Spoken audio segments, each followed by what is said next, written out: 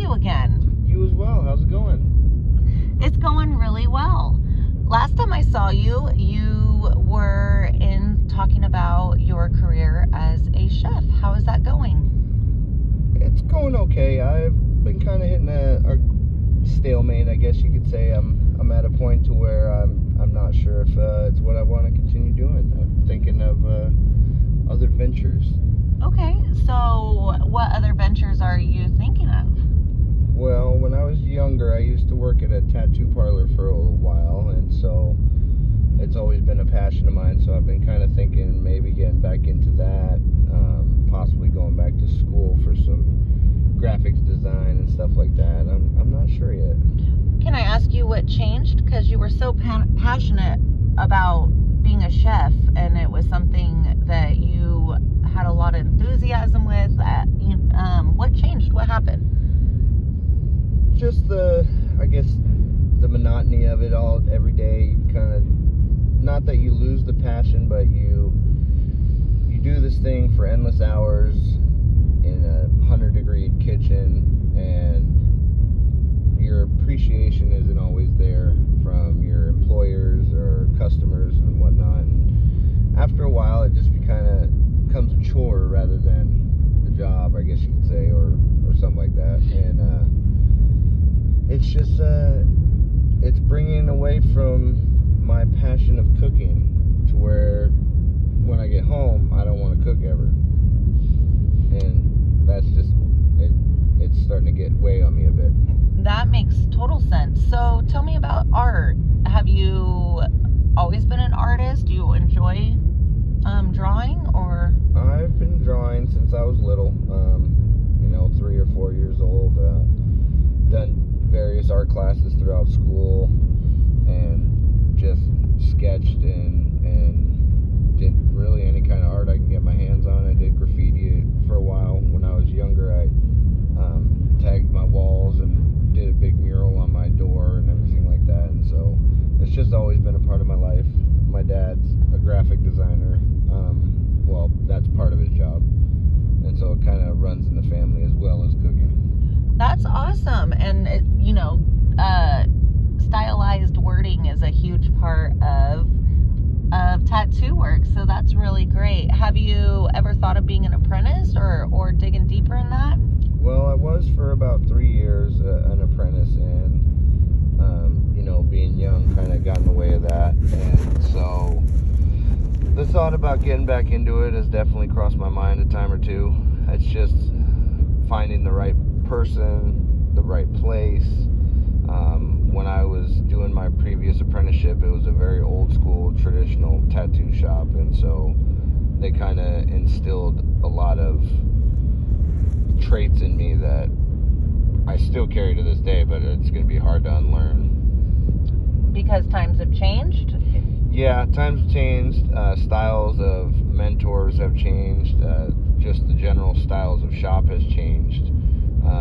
For example, the type of machines that you use nowadays, they're called rotary machines or pen machines, and they do the job well, but it's just a different form than I'm used to from the original tattoo machine. You hear that loud buzz.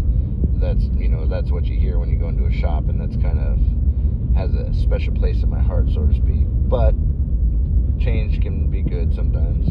So have you thought about starting slow, starting small, and working your way up to that confidence level? I have, yeah.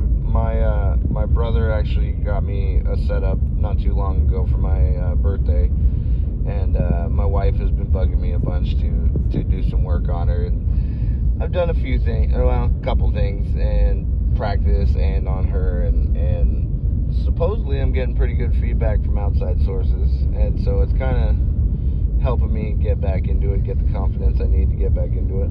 So what is the barrier? What is going on to where you don't have that confidence that you used to get full throttle back into that? Well, I haven't really touched a machine besides these latest few things in almost 10 years, and so kind of dusting the cobwebs off, so to speak. And due to having kids and a family and work and all that, I really haven't been able to sketch that much. And I have different passions too, and sketching and drawing kind of took a backseat ride on things, unfortunately. And so it's kind of, that's what's holding me back, so to speak. So you also spoke about graphic design. Tell me about that. Well, so part of another thing that I love is video games, and I like to edit pictures and videos, and I actually did logos a number of years ago I've done logos for Motorcycle Club, a couple small businesses and everything like that. And so just the know-how, especially in today's technology, being able to transfer not only from paper to skin but paper to computer is a big thing. And it, like I said, with technology these days, it kind of goes hand in hand. Right. Excuse me, have you thought about possibly taking a refresher course in graphic design? I have, yeah, and that's kind of, I'll take what I still know, but I'm thinking about starting bare bones, just basically start as if I have never done it before or anything of that sort, and hopefully I would still have the somewhat know-how to do well in that, and then it'll kind of just refresh everything and make it fresh again, and then I can move on to the more advanced stuff. It's my hopes. No, that sounds great. With what you're saying with the tattoo and the art and then the graphic design, I feel like that those two could really work together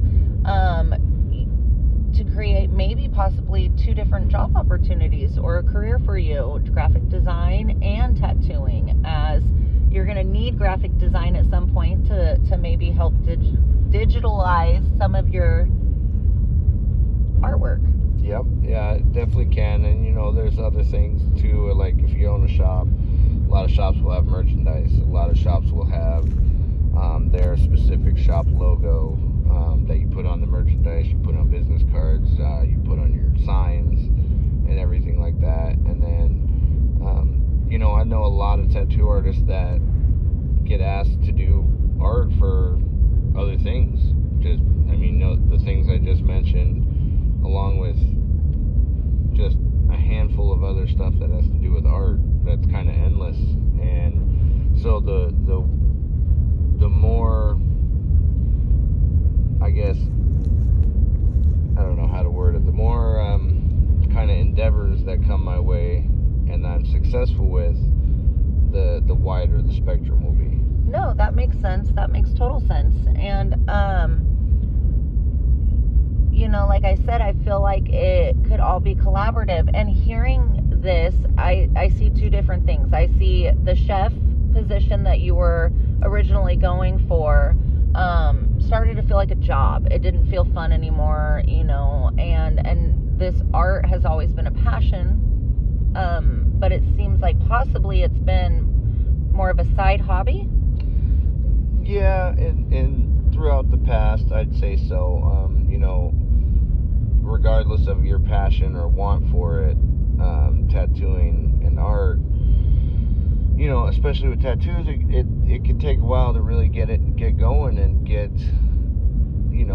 like income. And I have a family, I have bills to pay, and so that kind of wait time in between hurts being able to pay that.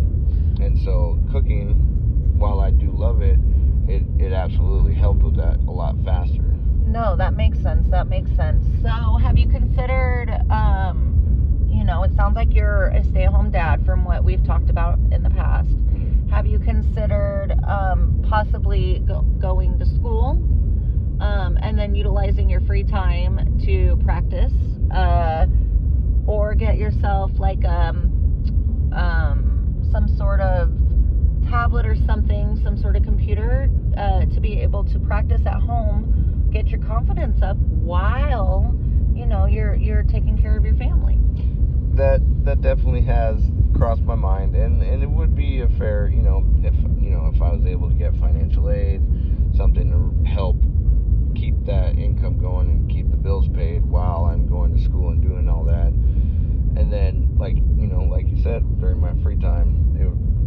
absolutely be possible to just kind of get refreshed on the art and everything like that. That's awesome. What would you be interested if I was able to refer you to someone that might be able to help with resources for that? That would be really good.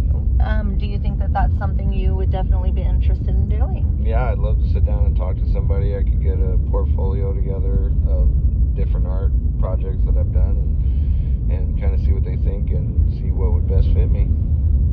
Have you ever considered taking some of your art that you've already done down to a tattoo shop and asking them, like, where do you go from there? I have, and it's a matter of the I guess lack of confidence in, you know, is it going to be good enough? Because translating from paper to skin is a lot different and harder than a lot of people think, and so it's that, you know, you got to think about the curvature of the body, you got to think about skin tone, you got to think about how well that skin is going to take certain colors, and then, you know, the common, you know, you're getting a needle in your arm, essentially people are going to jitter, they're going to shake, and so working with that, and so applying the art from paper to skin is a little tricky, and so it's kind of that you got to get past that molehill of shit, is this going to look good on this arm as it does on this piece of paper? Well, I am a firm believer at starting at the basic.